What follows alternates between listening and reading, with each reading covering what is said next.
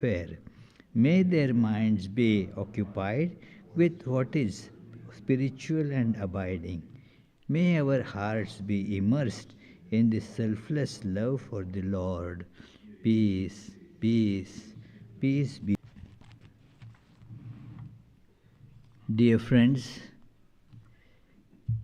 we are very happy and feel privileged that revered Swami Sarvadevananda from Vedanta Society of Southern California is here for this weekend. Many of you have been here yesterday to listen to his very inspiring retreat, and today also he has acceded to our request to speak on a topic that is, what do we really want? It is so. He actually gave a talk on this topic at Boston this morning. But that doesn't mean the talk will get just exactly repeated. So the topic will be same, but oh, the volume is not there? Huh? The sound is coming from the other room. Huh? Not coming from these speakers? No, but is it not coming from this speaker? Oh. Certain things were being changed, I suppose, I don't know. So anyway, let us now listen to him, whatever may be the condition of this speaker. As long as this speaker is all right, things will be okay. I don't know. They keep on shifting, changing, and then forget about what they did. So, okay, Maharaj, please.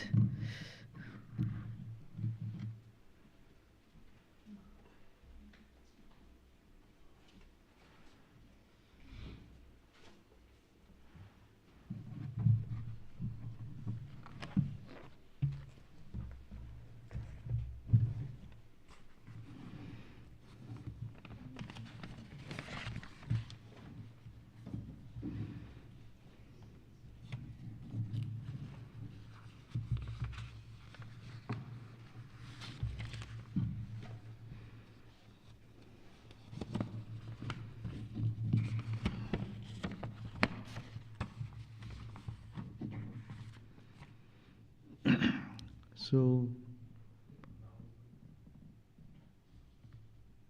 dear Swami Yogatmananda ji, and all the dear friends and devotees, you will have to listen to the same talk who had been there in the Boston.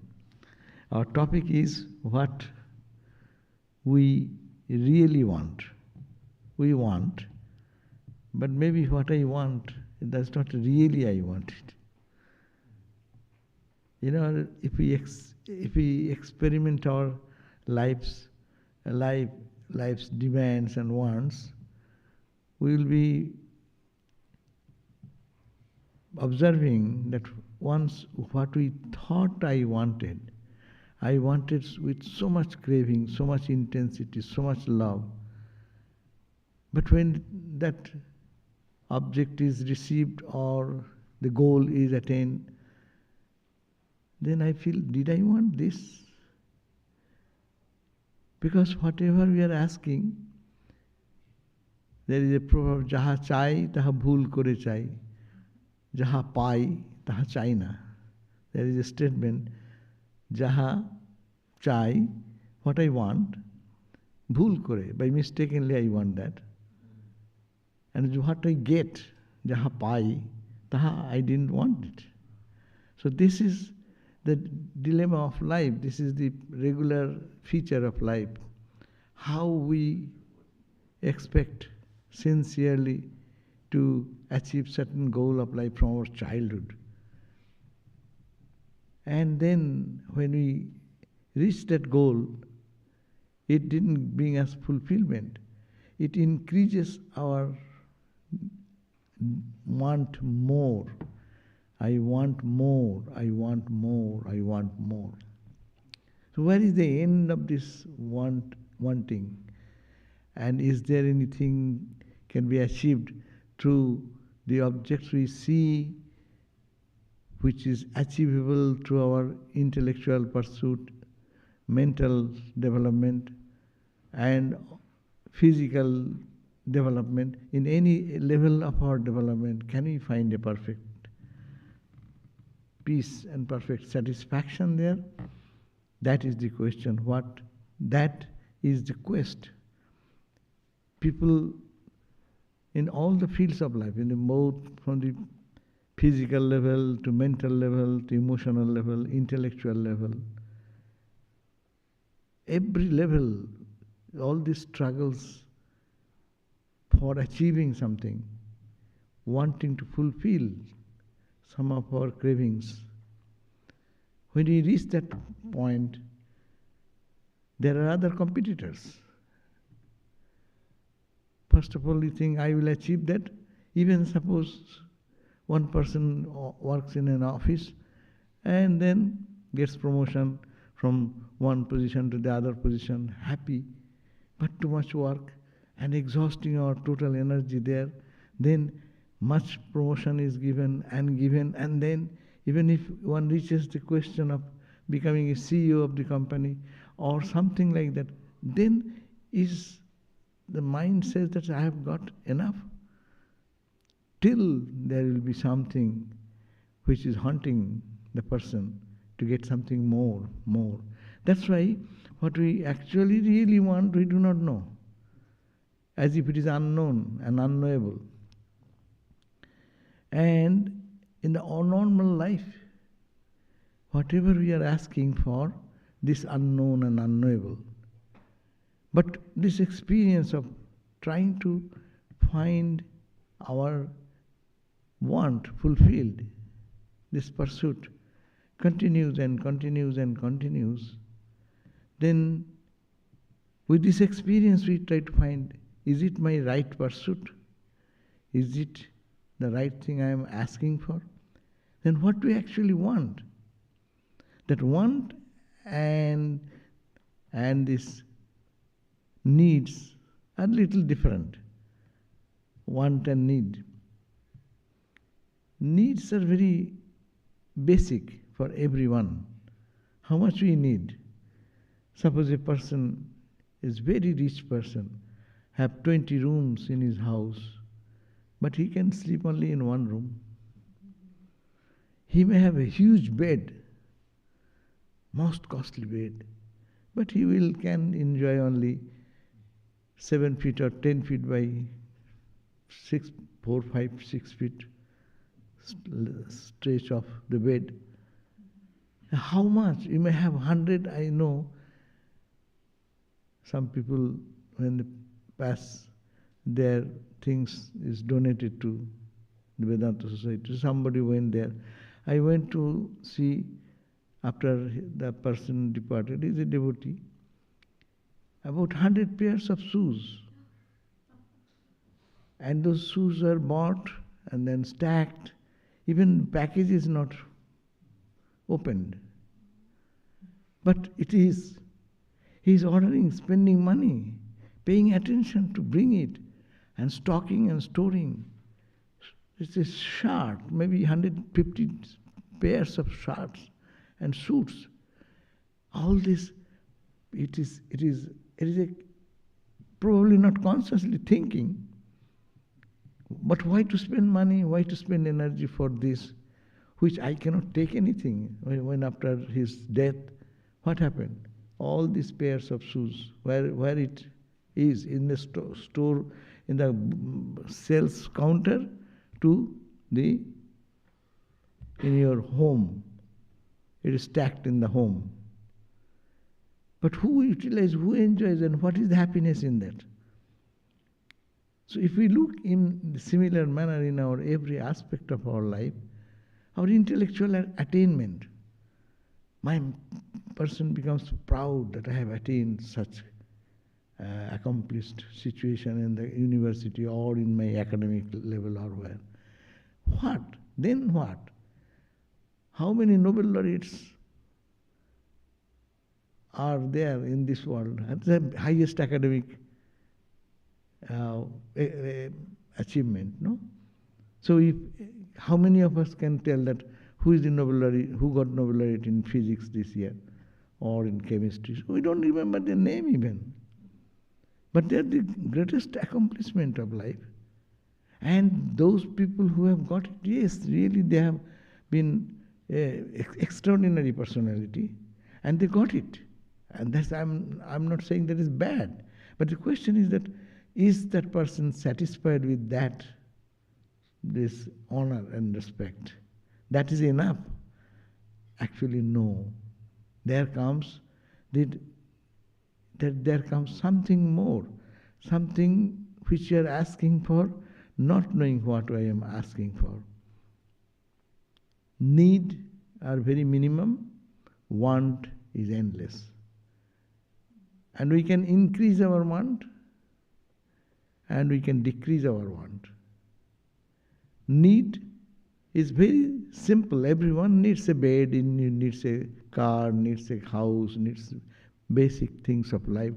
So whatever the person's status is there, but good living, simple living, honest living, there should be some material things necessary. But this want is endless. That's why this is because we live with very petty things. Alpo loiya thaki. I live in, Rabindranath Tagore says, Alpo loiya thaki. I live with the little body, little mind, little achievement, little accomplishment, little success. Tai jaha jai, taha mor jai. That's why we live in fear all the time. We live in fear as if I can lose any moment. Someone can take away this. The Bhartihari's that great statement that you have honor, there is fear of getting dishonor. You have wealth, there is the fear of taxation. Government may put tax, or someone can steal.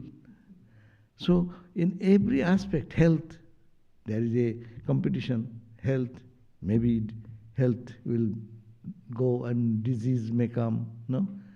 So everything, sarvang vastung bhayanitam, everything in this world, what is there we achieve, there is a fear of losing that and bring us dissatisfaction.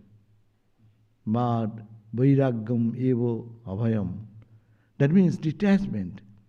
That is only abhay. That brings fearlessness. And our all search is for fearlessness. We want to conquer death. We want to be established in peace, absolute. Joy, absolute. Bhuma tu evo vijigya sasya. You have to ask for the bhuma. Nalpi sukhamasti. There is no happiness in limited anything. Anything limited has a beginning and end. I don't want to be ending in something which I do not know where I go. That's why the search comes. That what is our search? Swami Premeshananda untold when we are young boys coming to the holy men, sadhus, he used to say that, in this we are all going through the life after life, life after life, life after life, we are moving on. It's a transformation from one life to the another life. And we are improving.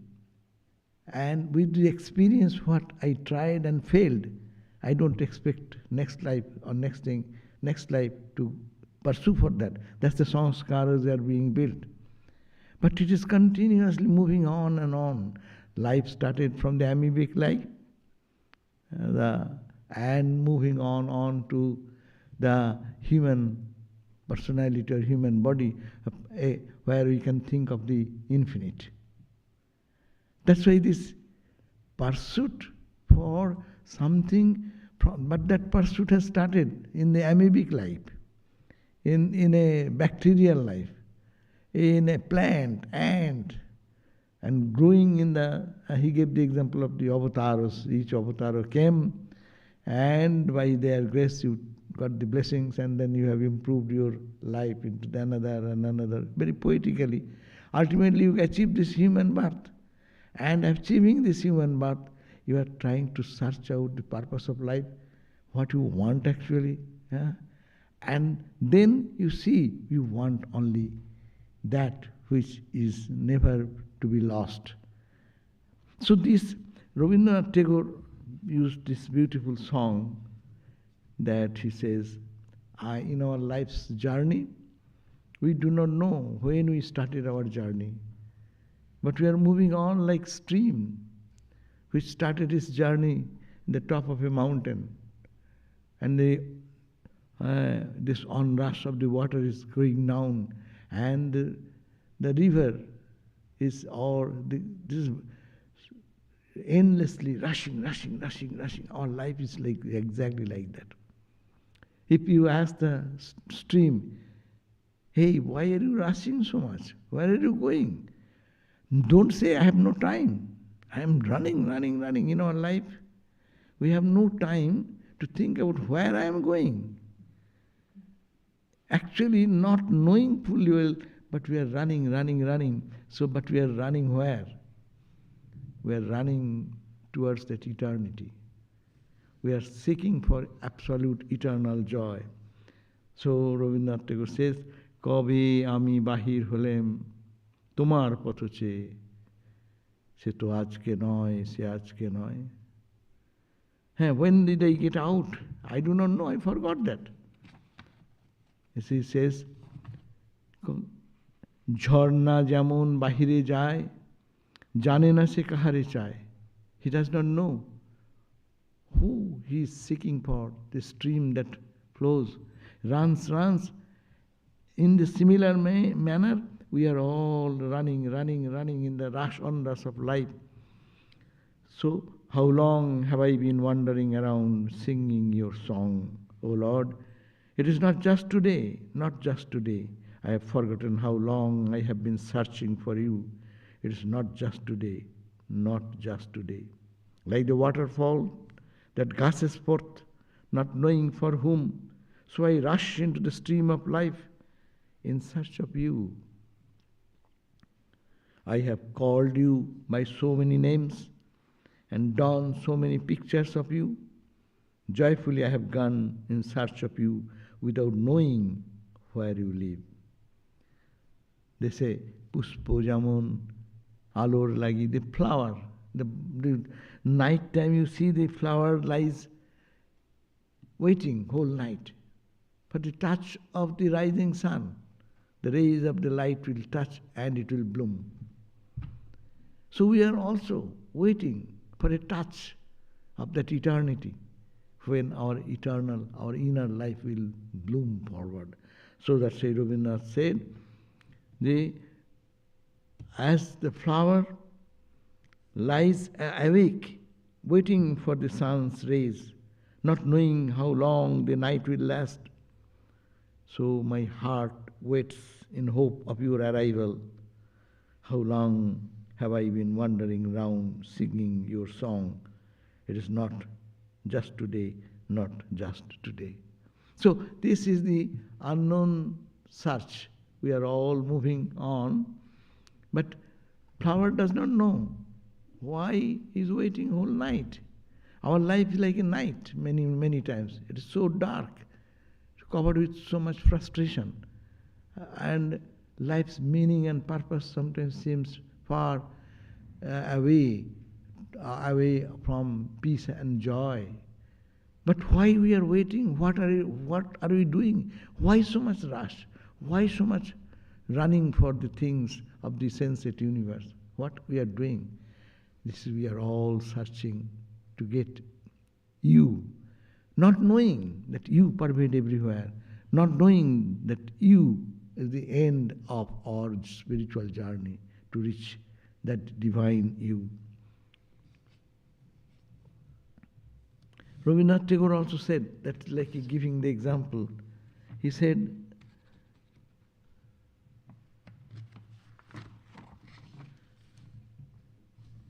people say that the river is always telling, I will be the ocean. It is not his ego, but it is the truth. It is his humility. That's why the river is running to unite with the ocean. And as it moves, it gradually turns into ocean and is becoming ocean. In reality, there is no other means and ways but to be the ocean. This on the banks of the river, when the water rushes, there are many plants and trees and grounds. The river can satisfy, give them satisfaction. In our life, stream is flowing. We meet many people in our life's journey. You can give some sustenance, some friendship, from love, from this. But you cannot be united with the objects with which we are meeting every day. As the river flows, it cannot stay there. It can sustain the trees and plants on the banks with a supply of water.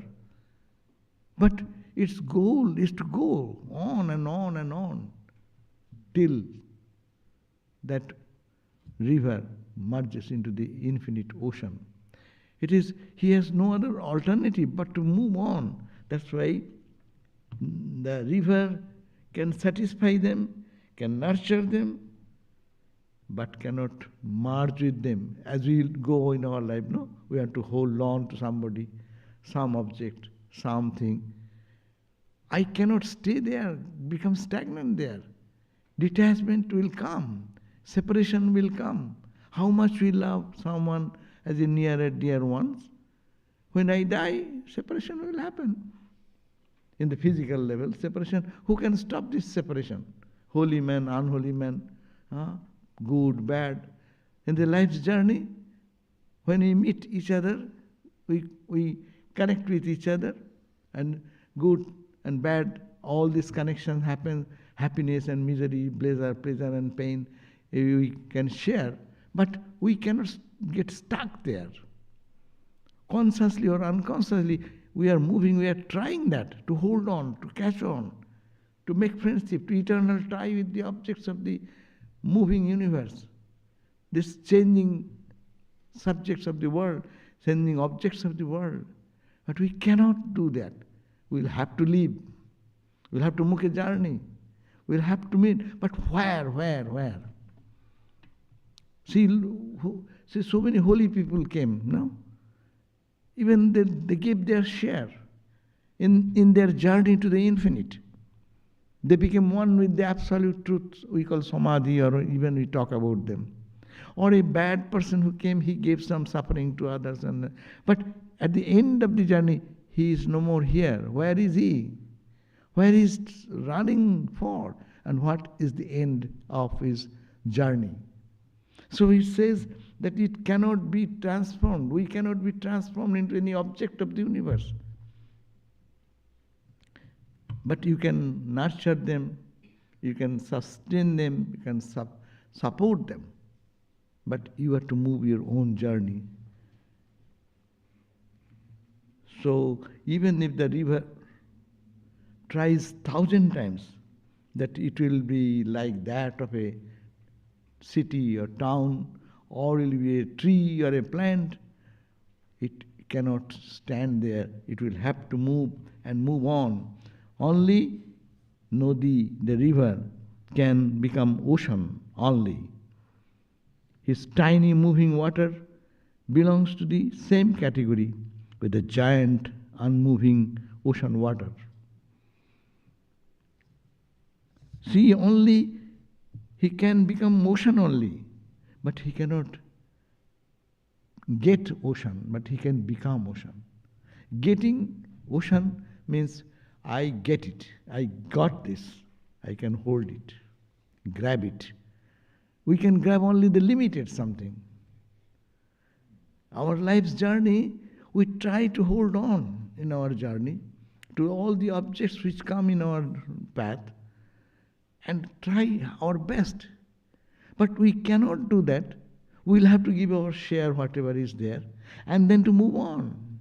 And the journey must have to continue, and you cannot get what is called our real nature, divine nature, Satchidananda. We say God realization, it is not to get something, but to be what we are.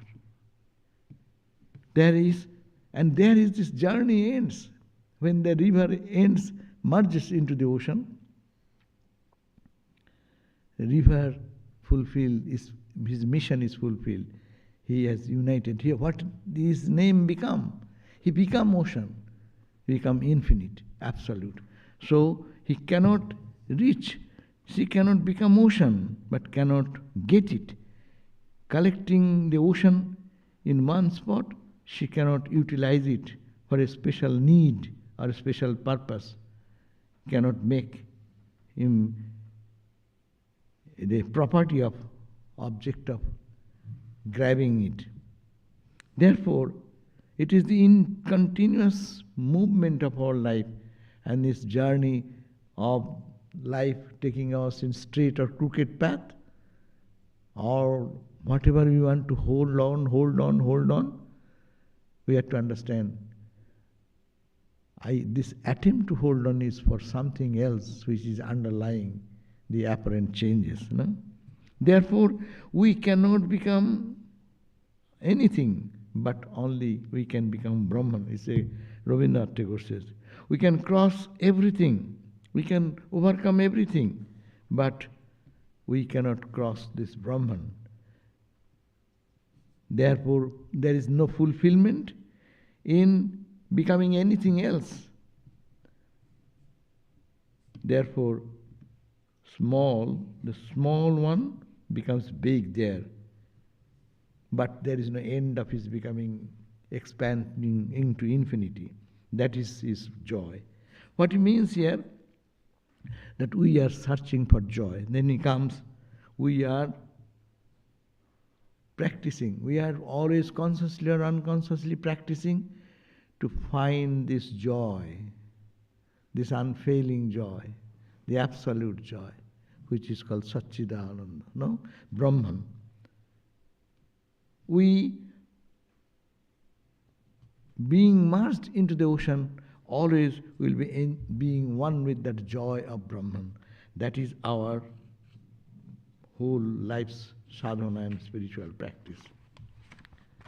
So, it is ultimately, he says, that in our every day-to-day action and thought, if we can redirect our desires and wants towards that infinite consciousness, Brahman, not in the opposite direction, then our every attempt should be to merge with that Brahman, and that exchange of the relationship with Brahman and the individual will be continuing as we move on. That means the whole life becomes a play with divine. So this is the thought that how we can use our life. This life goes on, and our craving for objects of the senses, object of visible universe, will be there because we are a part of it.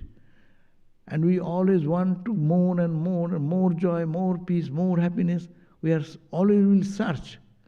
It is a very natural thing, because by our very nature we are that infinite. But we will have to do that. But how? Increasing the want or decreasing the desire to get more?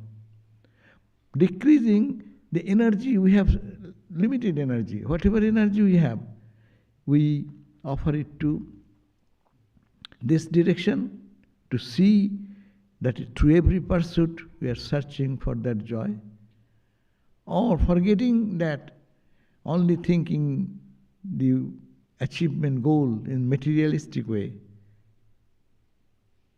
to get a perfect peace, will never be successful. Therefore, the question comes that want and need, these are the two very important points we can analyze in our mind. The need is very minimum, and need can be reduced and reduced and reduced. A greatest example, the wandering monks, the holy people whom we respect. We respect of these holy people because their want was very little. They don't think that I will have to possess this, I will have to get it, I will get, as if they are not thinking of them as body. Whether it is a devotee, devotional sadhaka, or Vedanta practitioner, or meditator, they don't have any other expectation, because they think that through this limited, I cannot get eternal joy. But at the same time, that's why, what's the use of making so much effort for living only on the want. But basic thing, need is there, but want can be reduced, and that energy can be diverted to find for which we are asking for. That's why we are all seeking for that whom we call God, and through our all pursuit, we are trying to reach that reality where perfect peace and joy will be ours. But not knowing, we think that this material object is the source of joy. World cannot give us joy. But we find that we got joy. Suppose if I am asking for, suppose someone is waiting for a job offer. In earlier days example, suppose the postman carries the letter, and you are expecting that letter will come today, tomorrow. And when that comes, what happens? The postman carries the letter, you become so happy you want to feed him some sweets and things because he has brought the message. And you feel that gave us joy. It is not that I get joy because the postman made the letter. My expectation, my mind was saying, I will have it. And when I get it, our mind instantly becomes free of vritti, no ripple. As soon as it becomes free of ripple, then the inner light shines through, and we feel a sense of, no ripple free, tada drashtu swarupa avasthanam. This, when the ripple is gone, then it remains in its own spiritual nature. So, that is the way we are feeling every time that we are joyful. It is not the material object is giving us joy, but my expectation and mind, turbulent mind, was expecting, I will get it. Suppose a good meal, the ice cream. You are thinking of ice cream. Oh, it would be good if we had ice cream. And then when someone brings the ice cream and you touch it in your tongue, then wow! As if the ice cream gave me joy. Ice cream cannot give me joy. It is that the mind become little expectation met. As a result, mind becomes ripple free, becomes calm. As soon as it becomes calm, a flash of light comes. So sensory experiences, to the eyes, to the ears, to the nose, to the tongue, to the taste, to touch, all these experiences which are coming, it is our only piecemeal expression of joy. But everywhere the crying need is our joy. We want that joy. That's why we all seeking for peace, we are seeking for joy, seeking for immortality. That is our very nature. We are seeking for, but we know, we have this experience. What is called relative joy in the world, we can get it. with the limited objects. It is so limited. It has to work so hard to get a little joy. Swami Vivekananda says,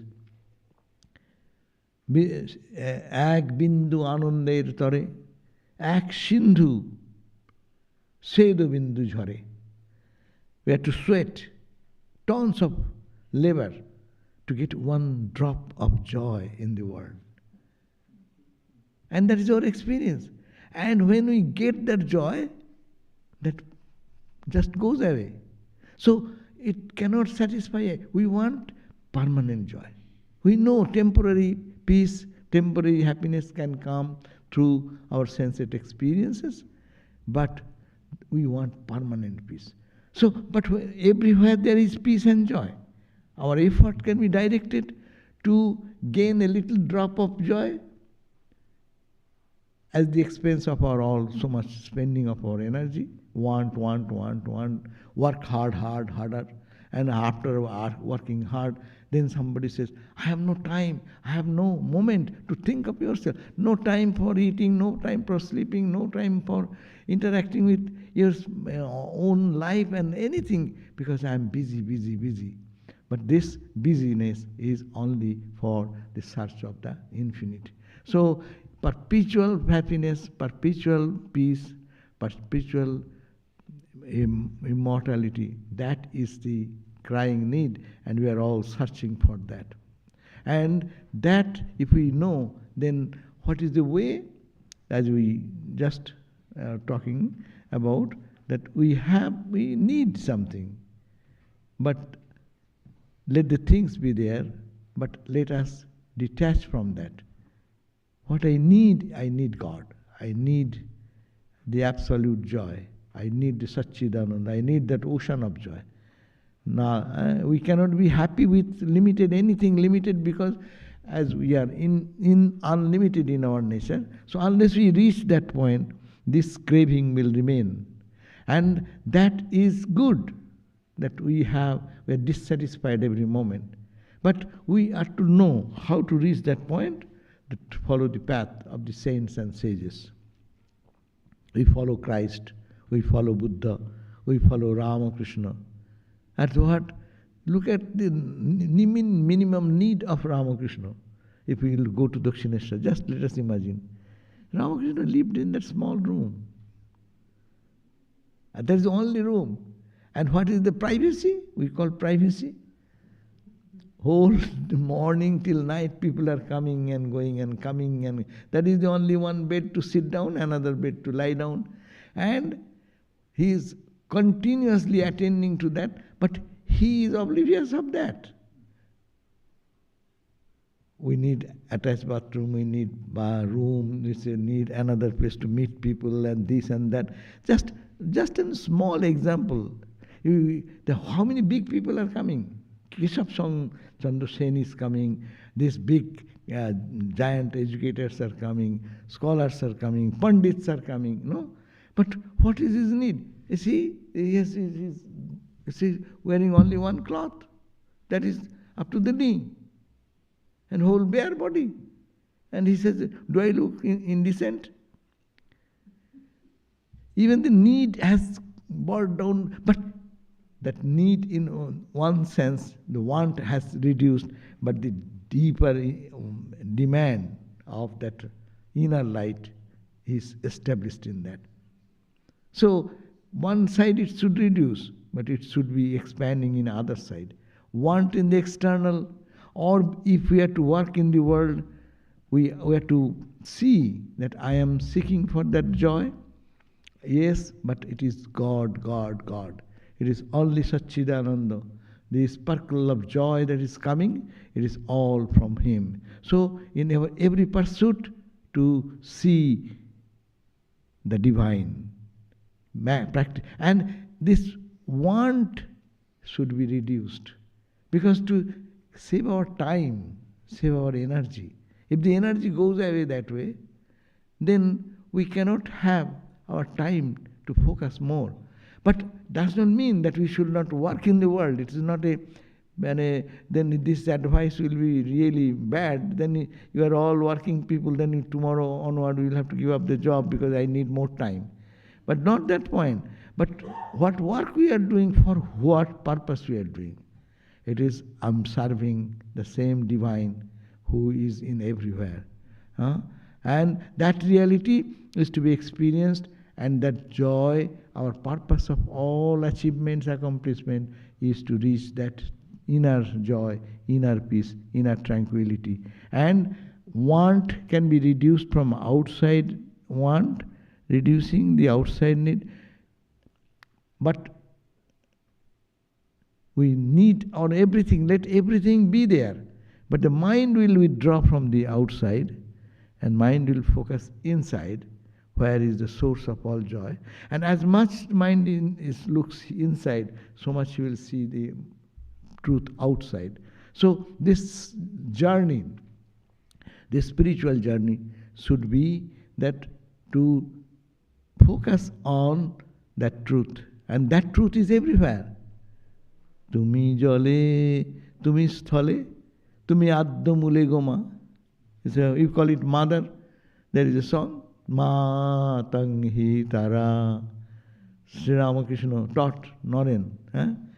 Tumi Triguno Dhara Parat Para Ma Tanghi Tara. Oh mother, you are that supreme beyond all everything.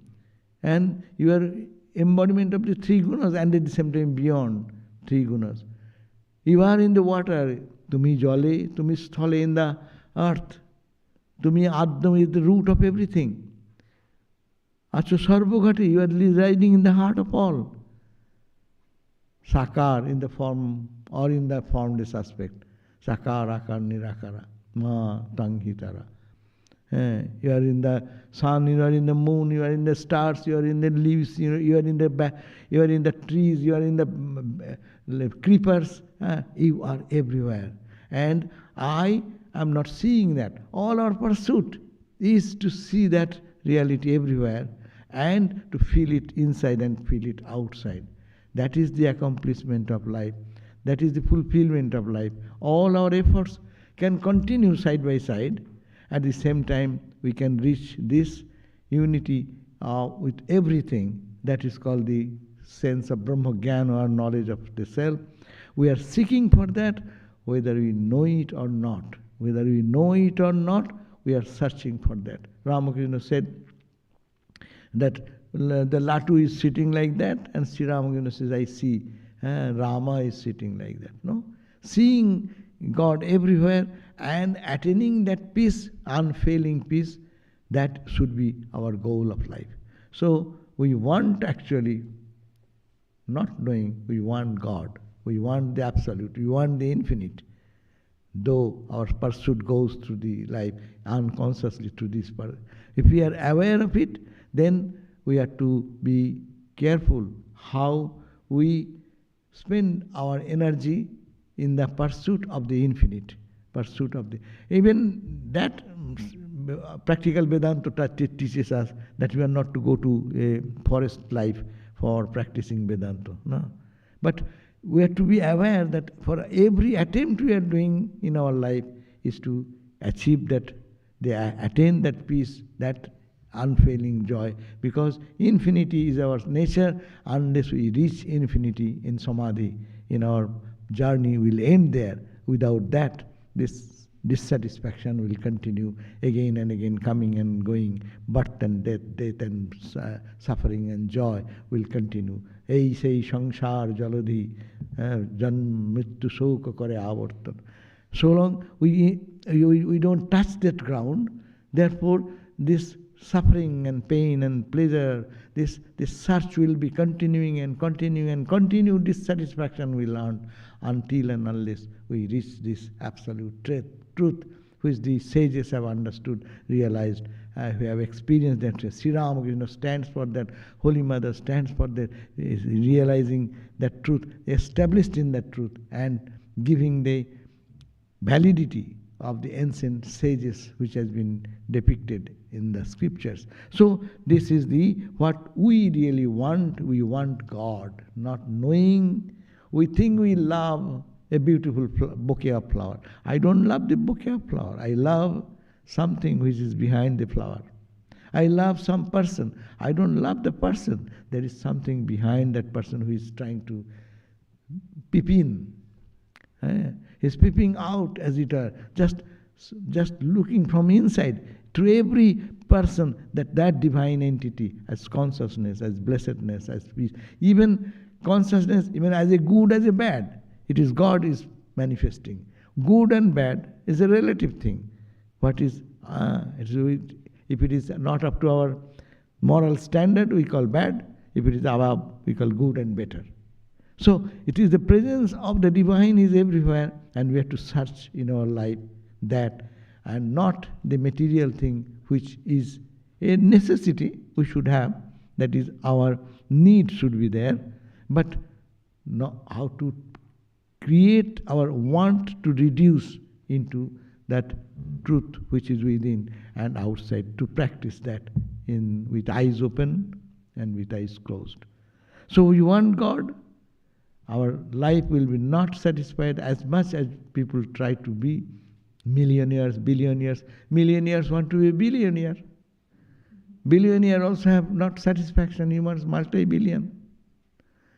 Money is when the one person is very physically strong. He wants to compete with all the persons who are master in that pursuit of health. What is called the ringmasters. How many ringmasters are there? They have strong physical, but where they compete for what? But all are doing for one thing, that is the joy, bliss, eternal joy. I shall not die, that is the search for immortality, Sat. I want to live in consciousness and awareness, that is the consciousness, and that I want to be always in blissful mood. No one can take away my joy. It is my own reality. That is the Ananda. The Sat-Chit Ananda is the goal of life. We want to live as conscious entity, and we want to live in absolute joy, absolute bliss, absolute peace. So that we are searching for. And God is always everywhere. We have to take some means and ways to follow in our life how we can reach that, by reducing our attention to this very important thing, that we are searching for God. As much as we practice, as much as we focus on this journey, then this journey can be made most meaningful and purposeful. Otherwise, we are born, Sasyam Evo Marto Jayate Pachate Punaha. Kathopanishad Nachiketa says, is this life only we are born and we will die one day with this pursuit of little learning, going to school and then college, and some friendship and some love and some hatred and some frustration, and then one day I become old, I am disease and death and man gone. Is this the life? No, life has a meaning, life has a purpose. Durlabham trayameva etat devanugraha hetukam manushyattang mokshattam mahapurusa sangasraya. But that is the Mahapurusa teaches us that we are all searching for God. Particularly we are devotees. We are talking about ourselves. We are all know that God is there, and we know God is the embodiment of all peace and joy.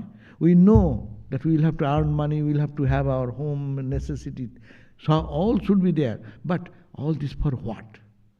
For what purpose? For God realization. For seeing God. For attaining that which will be, there is no more in that. Achieving which we will find that there is nothing more to be attained.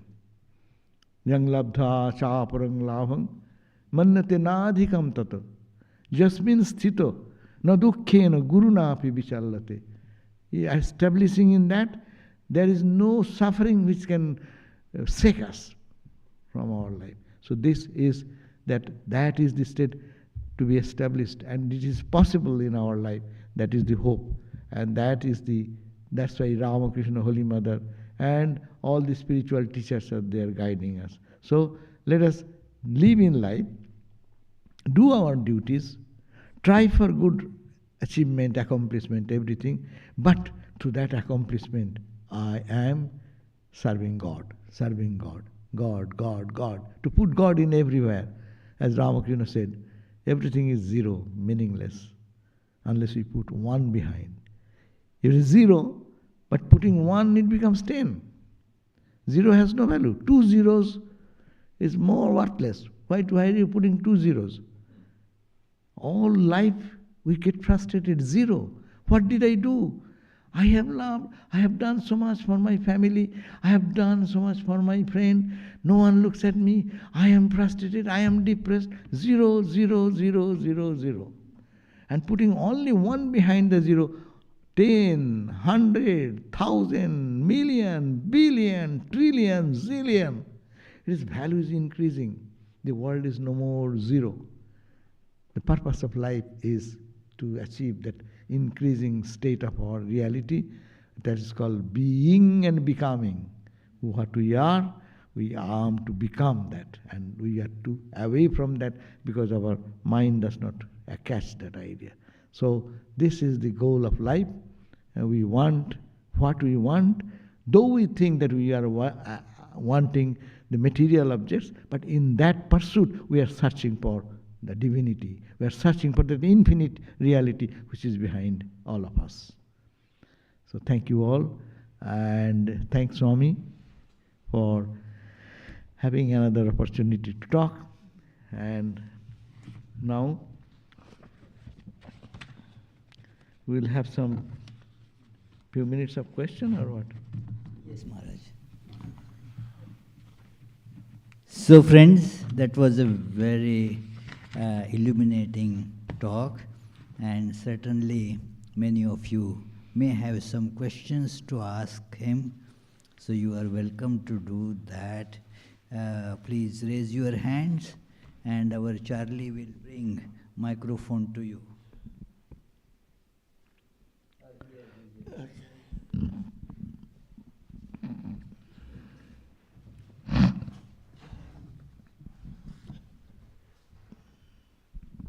Namaste, Swami.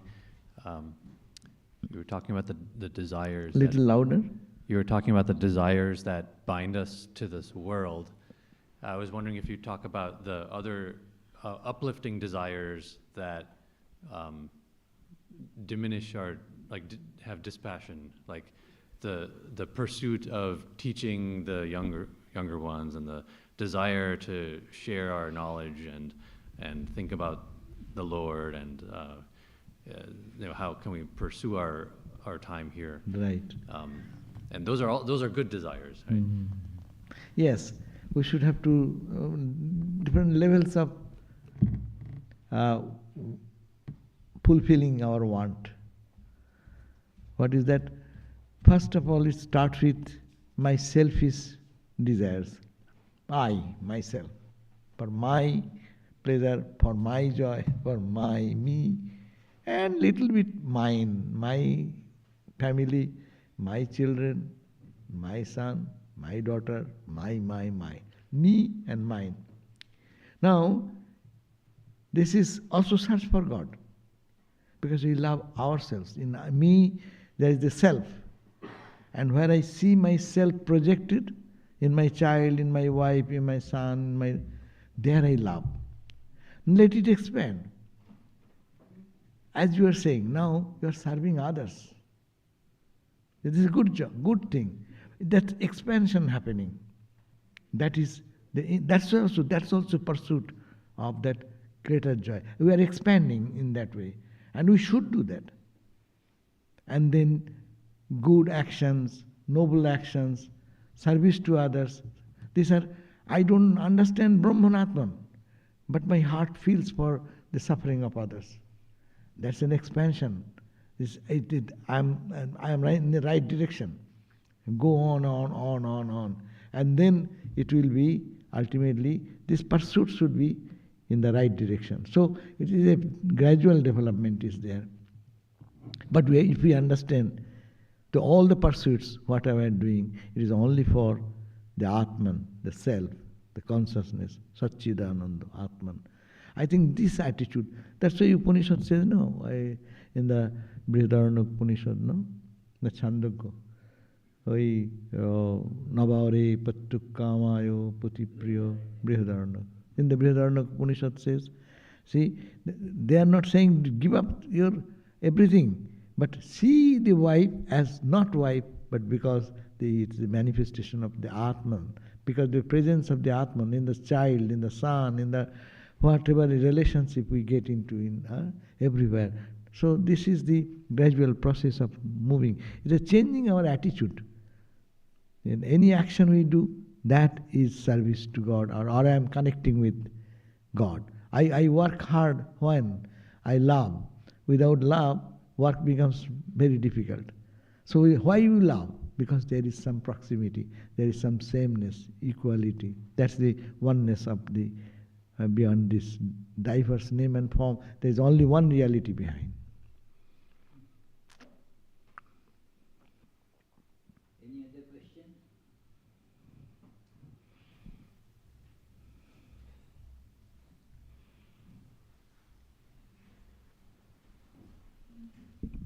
Pranam Maharaj, sometimes we spend our whole life to just accumulate our basic need most of the time. So in those kind of situation means what we should do. Yeah, we collect our resume, good. But if we keep this attitude, for what? I collected to learn things and to contribute to the world. All our resumes help us to be a service to any company, anywhere, any school, any college, any medical profession, anywhere, no? So I am serving whom? The meaning, purpose. Every action, all action, purpose is only one. If we keep that attitude, what is that? Then actually we are in the right direction. They look at the Ramakrishna mission monks. What type of work they do? All types of work. Some is medical professional, some is accounting, some is engineering. So every type of activity what we do, running the office, this, that, because it is all school, college, hospital, this, that. But if the attitude should be, it is for my self-expansion, it is only I am wanting, why am I doing this work? Only purpose to please God. A devotional person will say, Vedanta will say, I am serving myself. By serving anyone, I am serving myself. So this attitude should be changed, and all resumes will be useful. Because to serve better, you will be better equipped. It is not just discarding all our school-going tendencies, college, or job, give up job. It is not that. Rather do it more intensely, but with the proper attitude.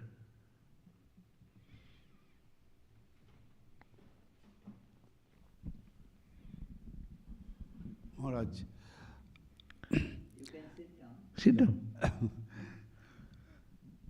I just want to ask you something, that one young boy wants to go to a very good school, and he is trying hard, and he says that in case I cannot get it, then it is not for me. Is that the right attitude? Yeah. I think that we should try our best. He should also know that yes, he can try more. And then try best. And what in result comes? Yes, we are not fit, maybe, yes, but I tried my best. And that is not the only institution where we need to be admitted. The whole world is full of so many colleges and universities. All the brilliant boys don't come from Harvard only. There are other areas are also there.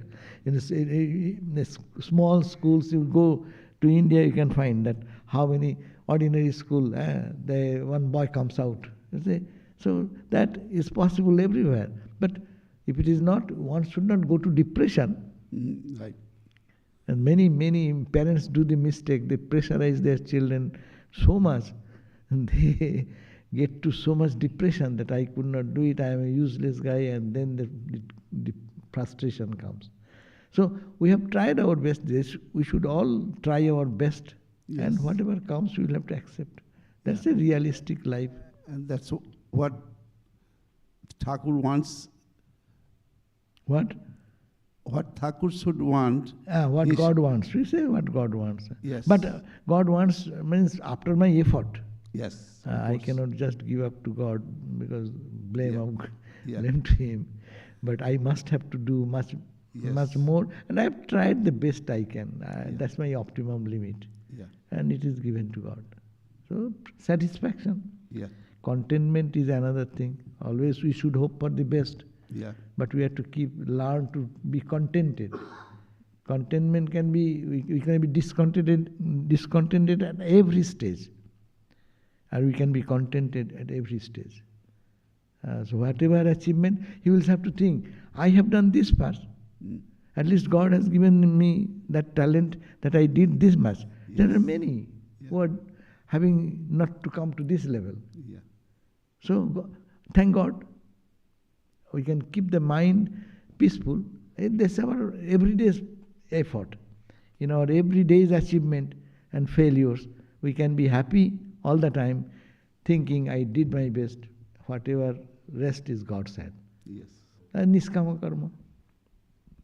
That is the Gita's ideal. Any other question? Yes. Here she has that. Raise your hand. Let him see.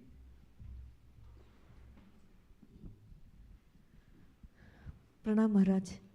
So,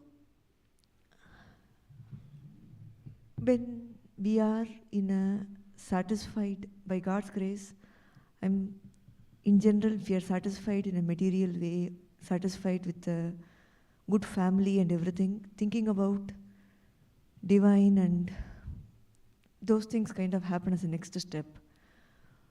How do people who kind of struggle with not just material, right? Even materially you have a job and you earn money, but say you have a really sick kid and you're taking care of the kid day in, day out. How do people like that think about God? Like if it is a person whom we really know who has that going on daily in and out, how do those people think about Can these you get things? it? I couldn't understand. That those people who feel kind of satisfied in the world, having good things around them, how will they think of God? What is how they No, Maharaj. So see, I have a good job, I have a family, I live with my children, I'm able to come here, listen to what you are saying, think about this, it's all good, right? Say I have a friend who has a really sick child, right? She has to take care of the child day in, day out, and she is having a tougher life than she also has a job and everything, but she has a tougher life. If I talk to her about meditation or yoga, she kind of says, what? It's like, how do people like that kind of get to the state of appreciating God? I don't know, like just wondering as to how to help them or... Please, I'm not getting. So, can you elaborate? That there are people, she says, Who are not? who have all that limited things, but they don't need to think about God. How can they think about God? Acha. Yeah, taking care of a sick child. She said taking care of a sick child. Sixth child, yeah. So that is service, that is taking care of child. Who is the child? Only simple thing, this simple question, who am I serving? Is it, see, so long God is there, you need not have to think of God. But can it not be thought that I am serving God? God has come, that's all this spiritual sadhana, God has come as the form of my child. Gopala, the attitude of Gopala, Gopala attitude is that God himself has come in the form of my child. Ramakrishna is the example. The one lady, Ramakrishna said, you can think of God, but how can I do? I have my nephew and I have to take care of him. Then Ramakrishna said, okay, why not you feed the nephew, bathe the nephew, and think that you are Gopala, you are serving Gopala. God has come in that form. That is a great spiritual practice. And God is not to be thought even not.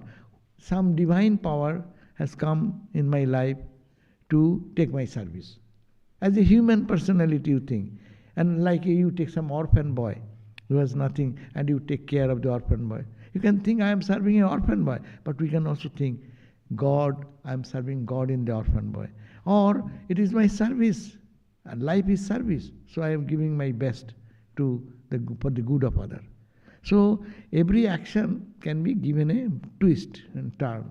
And even there was a goat, no? One lady, Ramakrishna, he said, think of, then you serve the goat. But to think who you are serving, because there is nothing but God in the world, no? And it is, practice is everywhere. We are meditating, that is the practice. And if the mother takes care of the 6 children, day and night busy with that, and at the end of the day say, oh Lord, you took my service through all these forms of you came in my life in the form of these children. So I am taking care of you, I will be happy with it. This is my meditation, this is my prayer, this is my puja. So to transform that action into the sense of worshipping God, and then satisfaction will come, and even God vision will come, if that attitude is kept. Any question upstairs? Okay. Thank you all.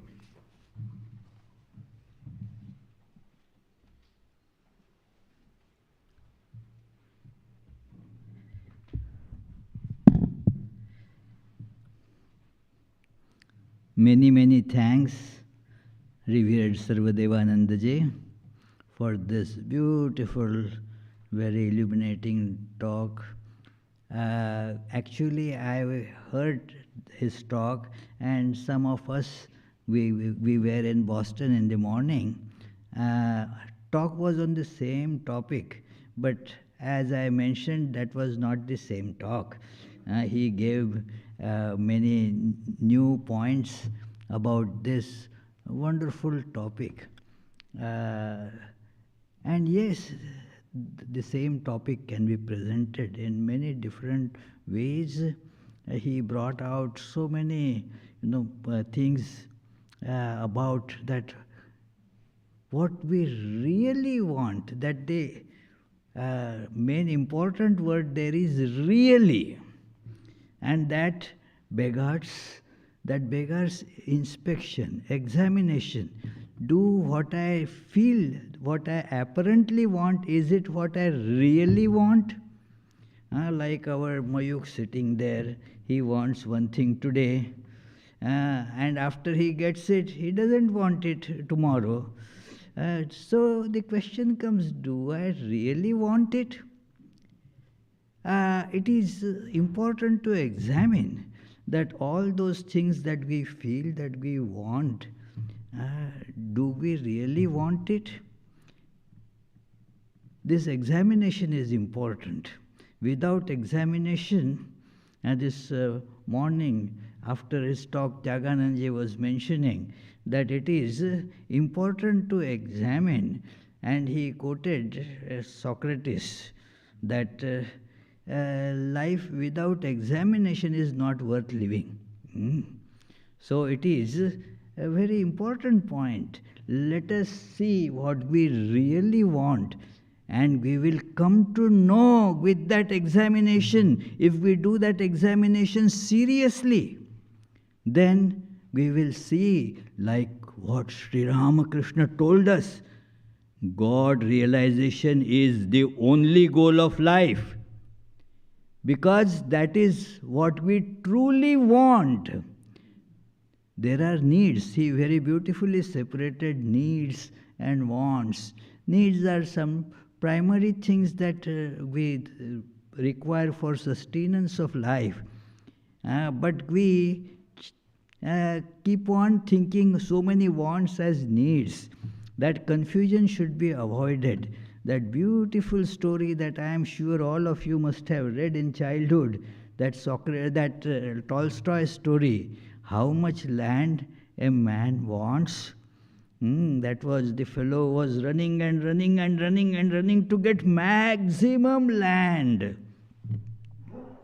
And then in that pursuit, finally somehow he completed that circle and just jumped to reach that and died because of exhaustion. He was put in a coffin and buried there. How much land did he have there? This story, you can imagine, just a few feet, few square feet, that much. We don't need much, but we expand our wants.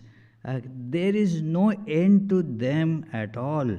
Vivekananda, in many places, one prominent is Jnana Yoga, tells our condition here is we are in Tantalus hell. What is a Tantalus hell? That a person, Tantalus was a king and so had done many bad things and was put to a hell. That hell was such that he had lot of hunger and thirst. He was immersed in water up to this neck, and the water would rise. He was very thirsty. As soon as it would come to his lip, it starts going down. He would not be able to sip even a drop of it. Thirst is there, hunger is there, all the different these edibles were all around him. They would also come down, come down, come down to his lips. Gone. Again they would go up. So in this world, our what we call wants, let us not divide them as good and bad. If they are of this type, then essentially they are bad. They are good only if. That is a nice definition of what is good. Otherwise it is all very relative. That we have to have a goal in life first, and what takes us towards the goal, that is good. Otherwise there is no definition of good at all. Think of it, that if there is no goal, Swami Vivekananda has beautifully elaborated on this point. If there is no goal, there is actually no idea of good or bad also. Because how would you judge what is good and what is bad? It is a nice example would be in the olden days, forget GPS days, that you go to say gas station while driving and ask, is this the right road? The first question asked would be, where do you want to go, sir? I don't know. Then every road is right and every road is wrong. There is no meaning to the word right and wrong, good or bad, in the absence of the goal. So therefore have the goal. Examine what we really want. It is, and then we will see, as he beautifully explained, that we want nothing but God, because that alone has the potential to bring total satisfaction. What a beautiful example he gave, that of river. It culminates into the ocean. That is its goal. That is what it really wants, to become or realize one's infinite nature. I am infinite. He's mentioned that from Chandogya Upanishad, Nalpe Sukhamasti Bhumaiva Sukham, that the infinite alone is what we really are striving for, and therefore anything finite we get, well, we think, yeah, I got it, this is what I wanted, but for a short time, and that's gone. It is, one lady used to, she thought at one point that, well, if I get, this man to marry with, that's it, that is what I want. And then after that, she kept on, oh my goodness, is it really what I wanted? It is, yeah. Every now and then she gets a thought of running away from the marriage, as if that is also not going to solve any problem. Just as getting married didn't solve any problem, running away from it is also not going to solve any problem, because that is not what we really want. Very beautifully told, what we really want. It needs examination, it needs introspection, it needs the idea as to what is truth, what is really bliss. And that is what we really want. Thank you very much, Maharaj. And I'll tell you about the next week's programs. Then today, as usual, there will be the Arati. And then after that, there is the music concert that will be downstairs. So you are all requested, you can join the music concert after the Arati. And next, huh? Oh yes, yes, soup supper after that. After the music concert, there will be soup supper as well. It is so. Next Sunday, October 8th, it is the birth anniversary according to lunar calendar of Swami Abhedananda. And then that will be the topic of discussion. That Tuesday and Friday classes will go on as usual at 7:30 p.m. Tuesday is the topic will be Gospel of Sri Ramakrishna, where you can't turn 2-3 pages without reading this statement. God realization is the goal of life. And on Fridays, we discuss the stories from Srimad Bhagavatam. Every morning, evening, there are the prayers, arati prayers, and meditations. You are all invited to join any or all of these wonderful, elevating programs. Now, we will close with the closing prayers.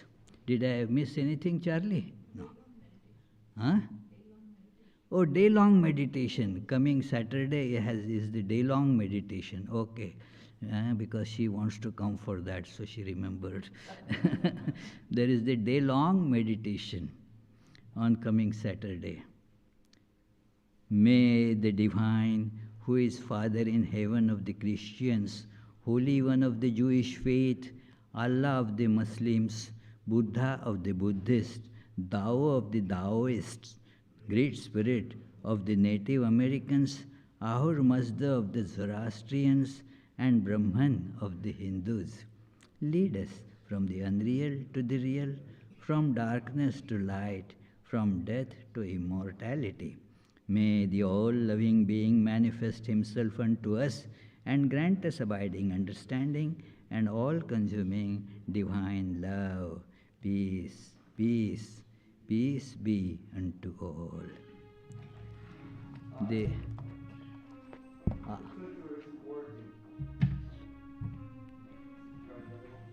The Arati will be in that hall. You have to, if you want to go there, please remove your footwear. You can just keep it under your chair.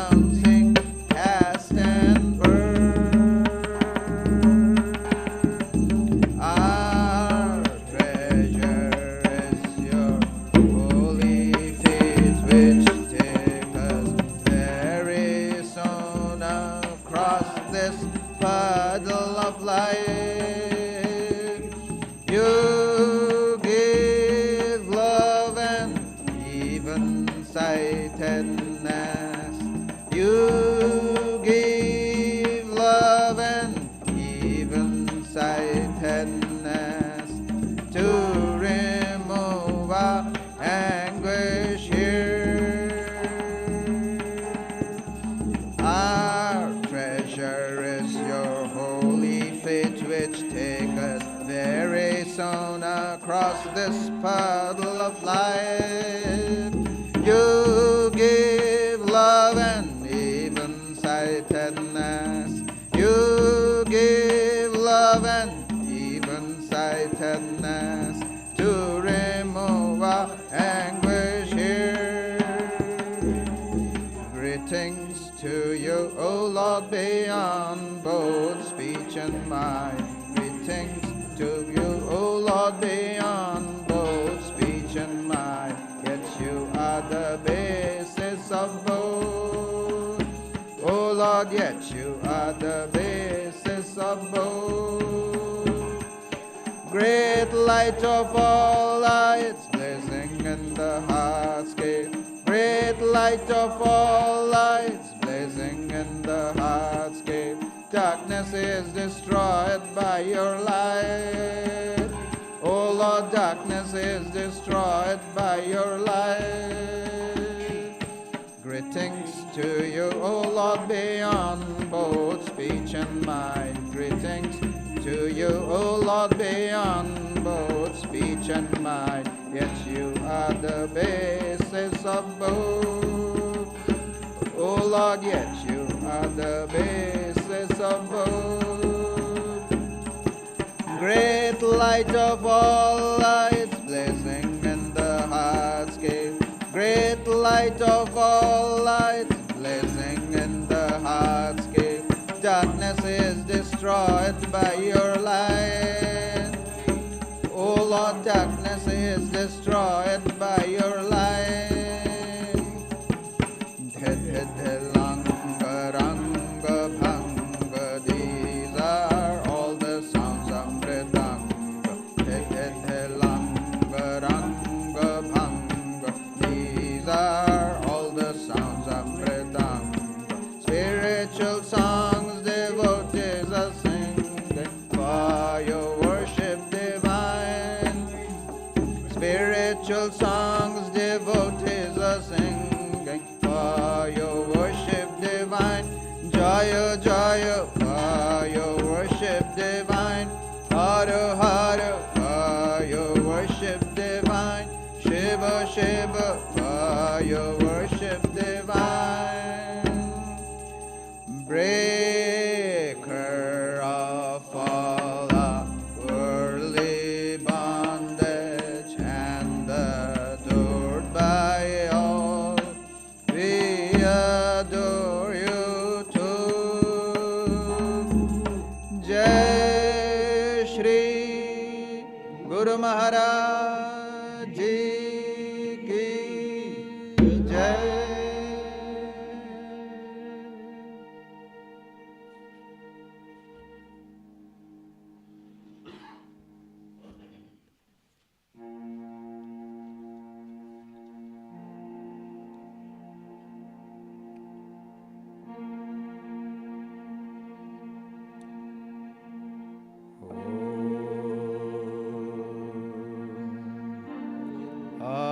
Auspicious and blessed,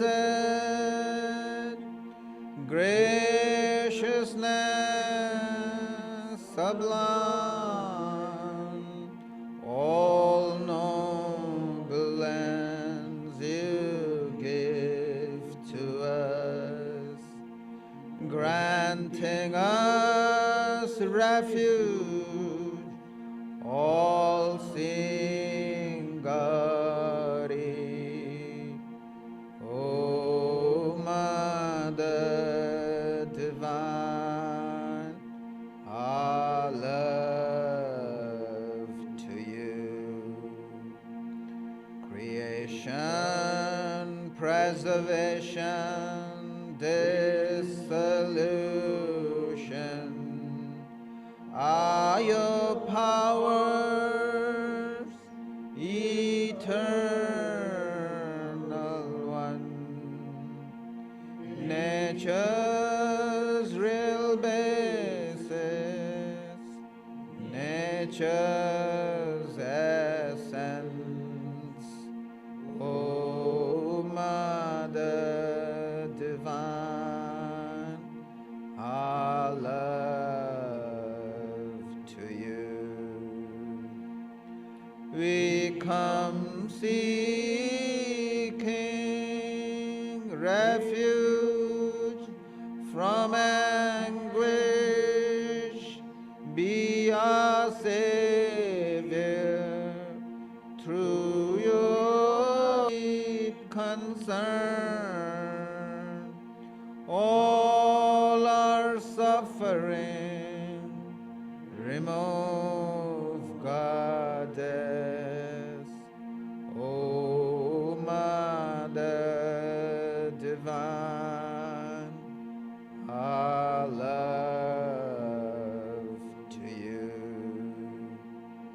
Victory, O Mother Divine, our love to you.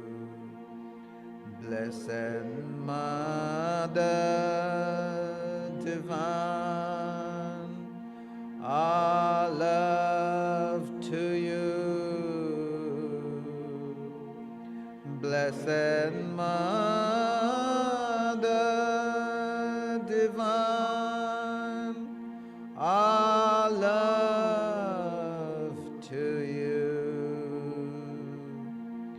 Blessed Mother Divine, our love to you.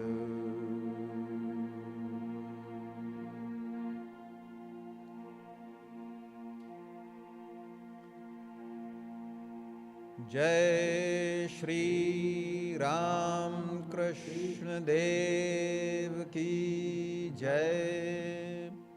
Jai Shri Sarda Devi Ki Jai. Jai Shri Swami Vivekananda Ki Jai. Jai Shri Buddha Dev Ki Jai. Jai Shri Jesus Christ